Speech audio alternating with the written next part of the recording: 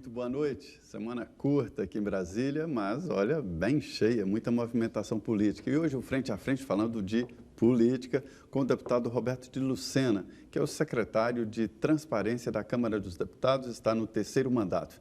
E aqui nessa mesa redonda, aqui, meu colega jornalista Genésio Araújo, do site Política Real. Genésio. Bem, Zé, a gente estava conversando até aqui, antes de a gente voltar a esse momento aqui no programa, e lembrando que o deputado Roberto Lucena, ele é uma das lideranças da bancada evangélica no Congresso Nacional, na Câmara Federal, e nós jornalistas estamos sabendo, né, que até pouco tempo a bancada evangélica estava estremecida com o presidente Bolsonaro, apesar das amplas demonstrações de apreço que ele dá à bancada, né? Mas, sem dúvida, a gente tomou conhecimento disso. O presidente Bolsonaro decidiu por bem nomear algum dos seus vice-líderes ligados à bancada evangélica, ressaltes, inclusive lá do estado de São Paulo, alguns, né? Mas a gente sabe que eu converso com vários e a turma está meio que estremecida com o presidente. Como o senhor, que é da bancada evangélica, está vendo esse momento da relação da bancada com o presidente Bolsonaro? A bancada evangélica, ela veio para essa legislatura bastante fortalecida. É o momento que nós temos a maior bancada evangélica da história da Câmara dos Deputados. São aproximadamente 110 deputados federais. O presidente Bolsonaro se elegeu defendendo prioritariamente uma agenda conservadora, uma agenda de proteção da família, dos valores que são caros para não apenas os cristãos evangélicos desse país, como os cristãos católicos, mas não apenas os cristãos. Quando você fala de família, você está falando de valores que são caros para pessoas de todas as religiões e aqueles que não têm religiões também, que não têm religião. Agora, são valores muito caros para os evangélicos. Os evangélicos no Brasil hoje, e eu estou deputado federal, sou pastor, sou parte da Igreja Brasil para Cristo. Você é coordenador da bancada também, né? Sou parte da Igreja Brasil para Cristo. Hoje os evangélicos no Brasil representam quase 60 milhões de habitantes, 60 milhões de pessoas. Então, ao IBGE, quase 30% da população brasileira se identificou como como professando a fé evangélica. É muita gente. Muito. Se os evangélicos do Brasil fossem um país, seria o 2º país da América do Sul, só perderiam para o Brasil. Lógico que é natural que, com o aumento dessa população evangélica, aumente também o número de evangélicos deputados. Isso é natural. E essa agenda defendida pelo presidente Bolsonaro de defesa da família e dos valores que são caros para esse segmento repercutem nessa bancada que também chegou aqui, chegou no Congresso Nacional defendendo esses valores, comprometidos com essa agenda. Por isso, muitas vezes você ouve aqui ou ali alguns senões, alguns questionamentos, algumas especulações, mas a bancada evangélica não tem como dissociar-se da agenda do governo Bolsonaro, enquanto o governo Bolsonaro se mantiver comprometido em defesa dos valores que também trouxeram essa bancada evangélica para cá. Então, naquilo que diz respeito ao esforço que deve ser feito pela recuperação do país, tanto na recuperação econômica quanto social, e na defesa dos valores conservadores, a bancada evangélica, sem dúvida, será um dos grandes apoios que o presidente Bolsonaro terá no Congresso Nacional. O senhor ainda apoia e o senhor acredita no governo Bolsonaro? O senhor acha que está indo bem? Acredito. Eu acredito na motivação do presidente Bolsonaro.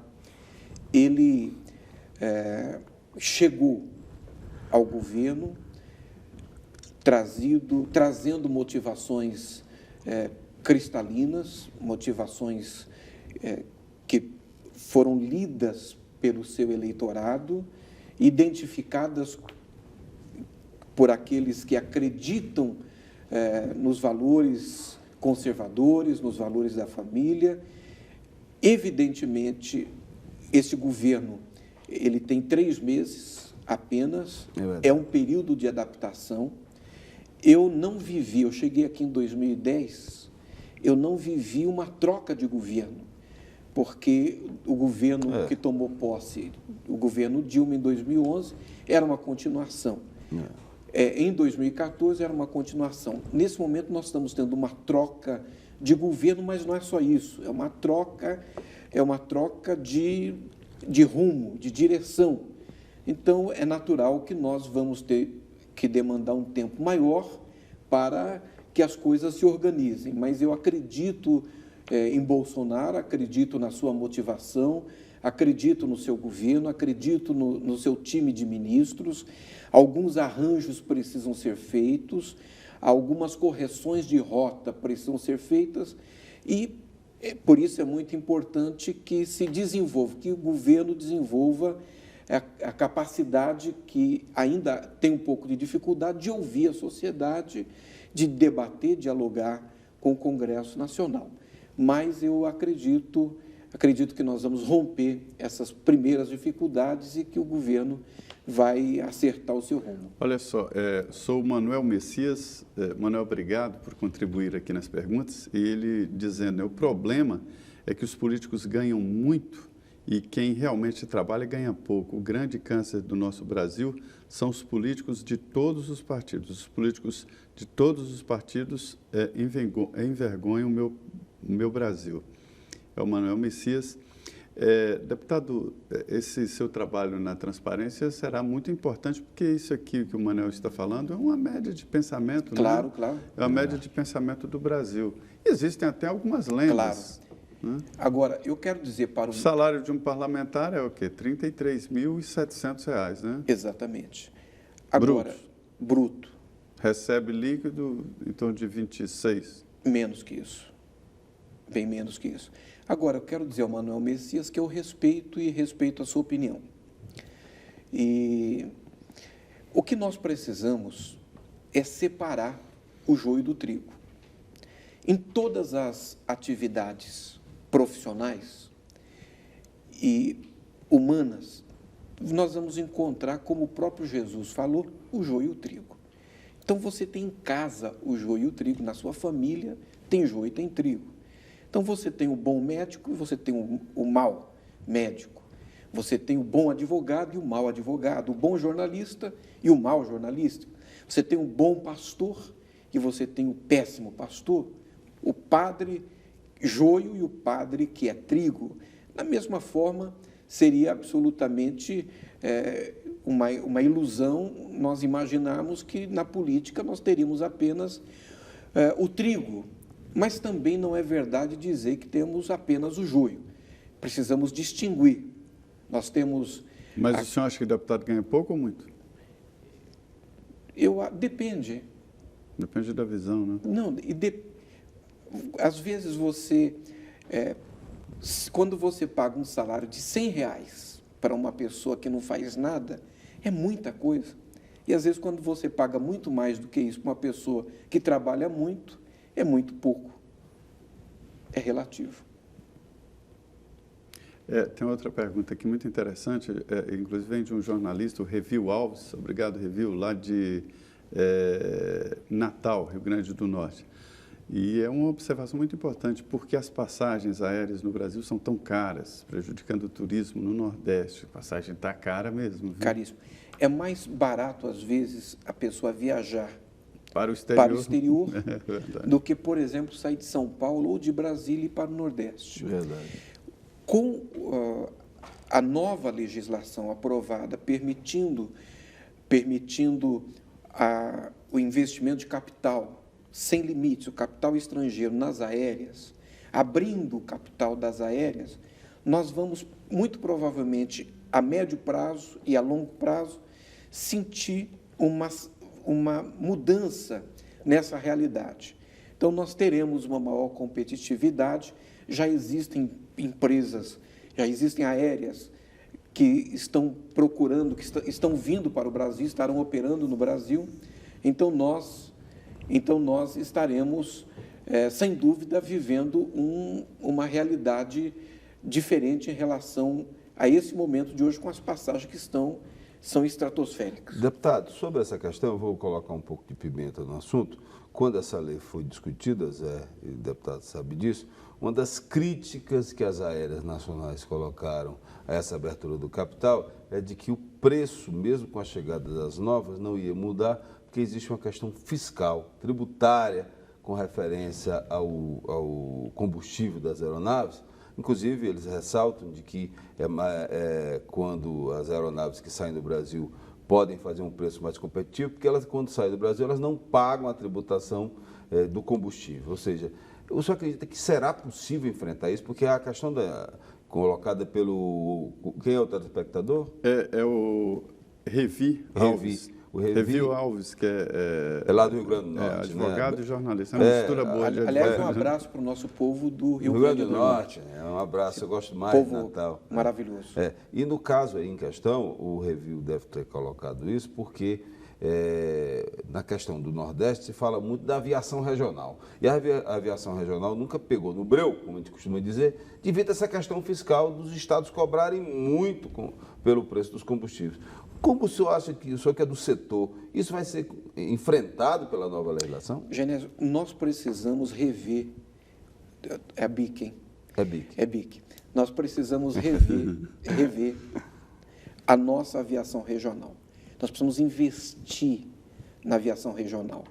Isso começa, inclusive, a melhorar com o movimento do governo em estar privatizando alguns dos aeroportos que atendem essa aviação regional. Nesse sentido, por exemplo, você teve São Paulo, um movimento recente do governador Dória.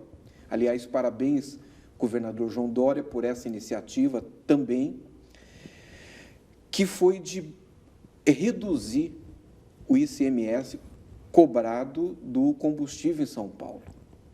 Então, ações como esta, que foi adotada, ações como essa de São Paulo, adotadas no Brasil, vão acabar repercutindo no preço do combustível e no preço da passagem também. Voar no Brasil vai ficar mais barato. Tomara. Pois é, tem mais uma pergunta aqui. Boa noite a José Maria Trindade, ao meu amigo Genésio, ao deputado Roberto Obrigado. Lucena. Meu nome é João Ferreira, sou da cidade de Tabaúba, Pernambuco. É Timbaúba, né? É Timbaúba, de Pernambuco. Gostaria de saber do deputado qual será a sua visão na nova estratégia do presidente Jair Bolsonaro de conseguir aprovar a reforma no Congresso Nacional, que está encontrando resistências na parte do Centrão e dos partidos de esquerda. Como é o nome dele? É o João Ferreira. O João. Bom, primeiro um abraço para o nosso querido povo do Pernambuco. E, João, a questão da reforma da Previdência, hoje eu tenho convicção de que ela vai passar. Nós vamos fazer a reforma. O Brasil precisa que essa reforma seja feita. Evidentemente, não será aprovada a reforma que foi proposta pelo governo. Quando o governo manda para o Congresso Nacional um projeto, uma proposta, ele sabe, evidentemente, que aquilo é a partida. O Congresso vai discutir esse assunto, vai discutir o tema, vai arredondar o assunto e, naturalmente, desde a chegada no parlamento até a sua aprovação, essa proposta sofrerá alguns ajustes. E houve, por exemplo, um entendimento que foi assinado por todos os líderes no Colégio de Líderes, inclusive o Podemos assinou, de que a disposição para discutir e votar a reforma passava por se retirar do texto as mudanças que o governo propunha no BPC e as mudanças que o governo propunha em relação ao trabalhador rural. Então, o Congresso fez o movimento, na minha opinião, de proteção daqueles setores mais sensíveis, dos brasileiros mais vulneráveis, que precisam efetivamente do cuidado do Congresso Nacional. Mas a reforma, eu não tenho dúvidas de que avançará.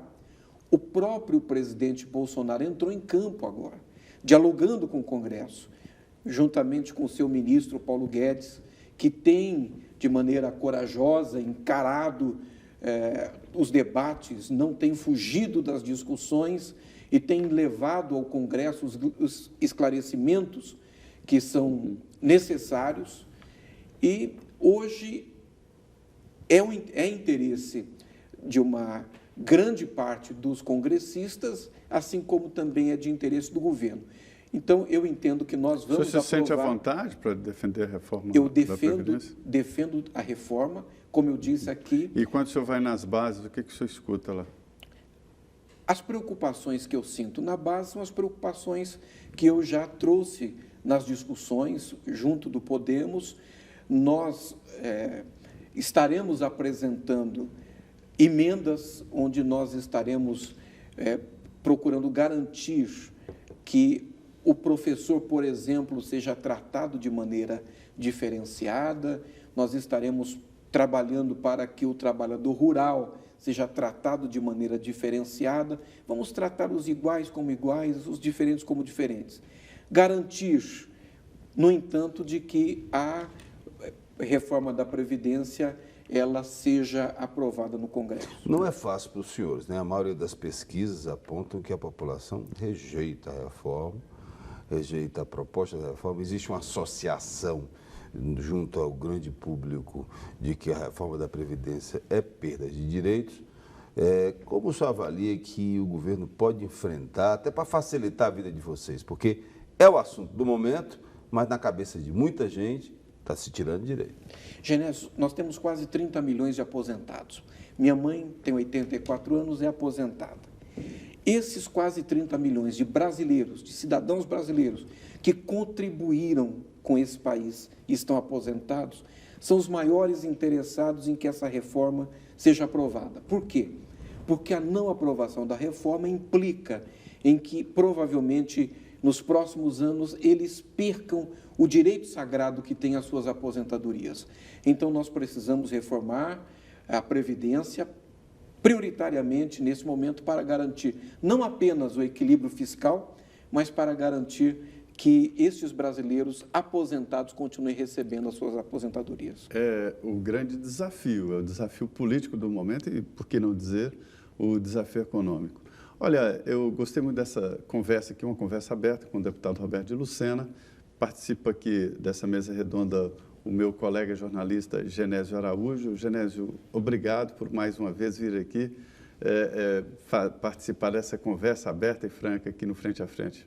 Obrigado, Zé. Obrigado pelo convite, uma oportunidade para conversar sobre o Brasil, sobre os temas mais efervescentes desse país. E eu costumo sempre dizer, apesar de alguns ouvintes e alguns telespectadores, para ser mais preciso, falarem da dificuldade da política, eu acredito que a política é a maior das atividades humanas e nós, jornalistas, cuidamos disso, né, Zé? Nós, jornalistas políticos, cuidamos disso. É sempre um prazer estar aqui e tratar de política. É isso aí. Deputado, muito obrigado, muito boa noite. Zé, eu quero agradecer o privilégio que você me deu de estar aqui com você e com o Genésio. É nosso. Vocês são guardiões da boa notícia, da informação, e você é uma lenda. Estar aqui ao seu lado é um privilégio, é uma honra. E eu quero aproveitar o momento para desejar a todos uma Páscoa maravilhosa, uma Páscoa muito abençoada, para cada lar, para cada família deste querido, deste maravilhoso Brasil. É realmente um encontro de família. Queria agradecer a todos, dizer que continue aqui, porque começa agora o Jornal da Vida com as notícias nacionais e internacionais. Voltaremos na quarta-feira falando de novo de política e diretamente daqui de Brasília. Muito obrigado, boa noite.